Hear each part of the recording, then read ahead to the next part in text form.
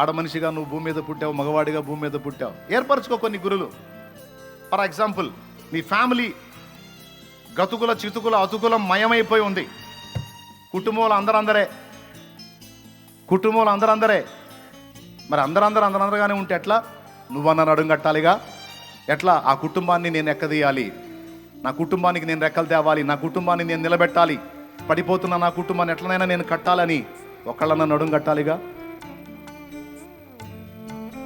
ఆ కుటుంబాన్ని నిలబెట్టడానికి అహర్నిశలు పాటుపడాలి, దేవుని ముందు కష్టపడాలి. అలాగే సమాజంలో కూడా చేయదగ్గదేదో చేసి, ఓ తమ్ముడా నీ ఇంటిని ఎవడొచ్చి బాగు చేస్తాడు? నీ కుటుంబాన్ని ఎవడొచ్చి బాగు చేస్తాడు? నీ సమాజాన్ని ఎవడొచ్చి బాగు చేస్తాడు? ఎవడో వస్తాడు బాగు చేస్తాడని నువ్వెందుకు ఆగాలి? నీ చేతనైనంత మటుకు నువ్వు పోరాడితే నీ వలన నీ కుటుంబం అలాగే సమాజంలో కొన్ని జీవితాలు బాగుపడుతుండొచ్చు కదా.